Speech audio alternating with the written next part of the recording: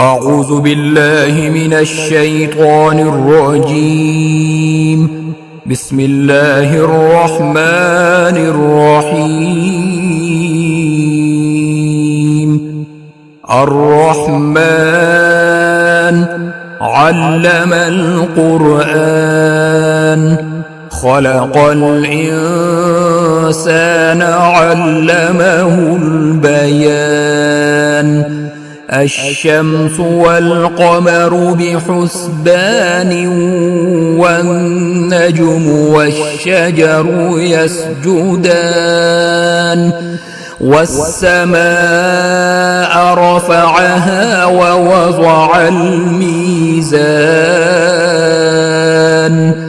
ألا تطغوا في الميزان وأقيموا الوزن بالقسط ولا تخسروا الميزان والأرض وضعها للأنام فيها فاكهة والنخل ذات الأكمام والحب ذو العصف والريحان فبأي آلاء ربكما تكذبان خلق الإنسان من صلصال كالفخار وخلق الجان من مارج من نار فبأي آلاء ربكما تكذبان رب المشرقين ورب المغربين فبأي آلاء ربكما تكذبان مرج البحرين يلتقيان بينهما برزخ لا يبغيان فبأي آلاء ربكما تكذبان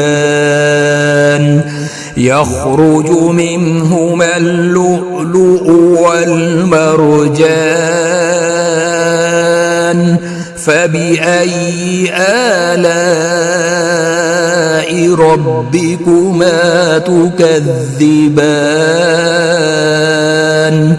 وله الجوار المنشآت في البحر كالأعلام فبأي آلاء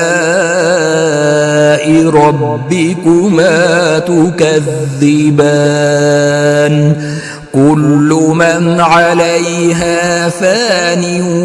ويبقى وجه ربك ذو الجلال والإكرام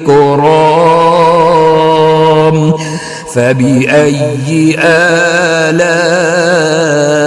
ربكما تكذبان يسأله من في السماوات والأرض كل يوم هو في شأن فبأي آلاء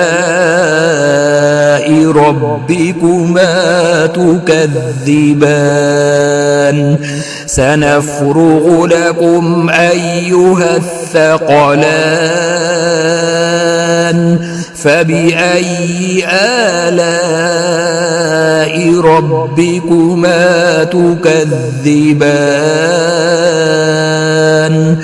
يا معشر الجن والإنس إن استطعتم أن تنفذوا من أقطار السماوات والأرض فانفذوا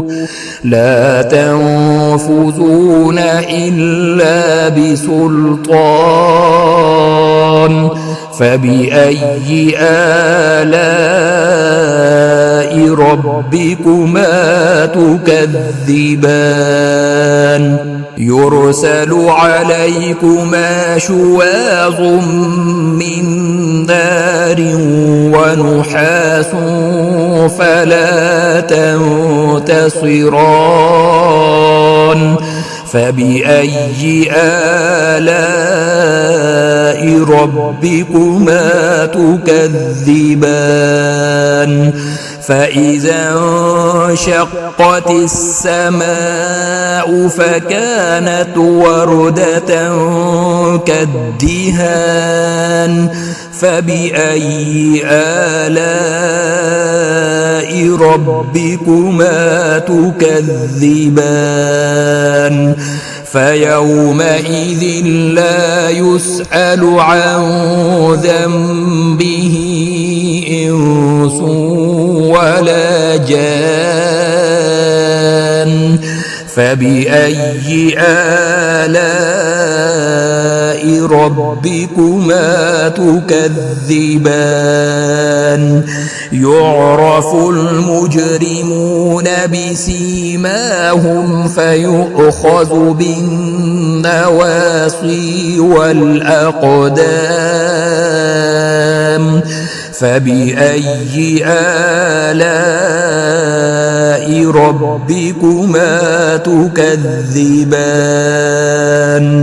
هذه جهنم التي يكذب بها المجرمون يطوفون بينها وبين حميم آن فبأي آلاء ربكما تكذبان ولمن خاف مقام ربه جنتان فبأي آلاء ربكما تكذبان ذواتا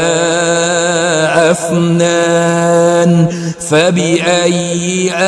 آلاء ربكما تكذبان فيهما عينان تجريان فبأي آلاء ربكما تكذبان فيهما من كل فاكهة زوجان فبأي آلاء ربكما تكذبان متكئين على فرش بطائنها من استبرق وجنى الجنتين دان فبأي آلاء ربكما تكذبان فيهن قاصرات الطرف لم يطمثهن إنس قبلهم ولا جان فبأي آلاء ربكما تكذبان كأنهن الياقوت والمرجان فبأي آلاء ربكما تكذبان هل جزاء الإحسان إلا الإحسان فبأي آلاء ربكما تكذبان ومن دونهما جنتان فبأي آلاء ربكما تكذبان مدهامتان فبأي آلاء ربكما تكذبان فيهما عينان نضاختان فبأي آلاء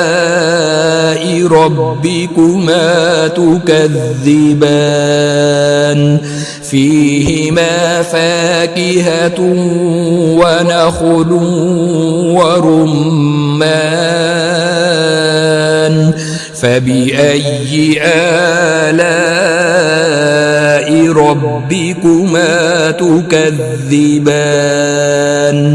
فيهن خيرات حسان فبأي آلاء ربكما تكذبان حور مقصورات في الخيام فبأي آلاء ربكما تكذبان لم يطمثهن إنس قبلهم ولا جان فبأي آلاء ربكما تكذبان متكئين على رفرف خضر وعبقري حسان فبأي آلاء ربكما تكذبان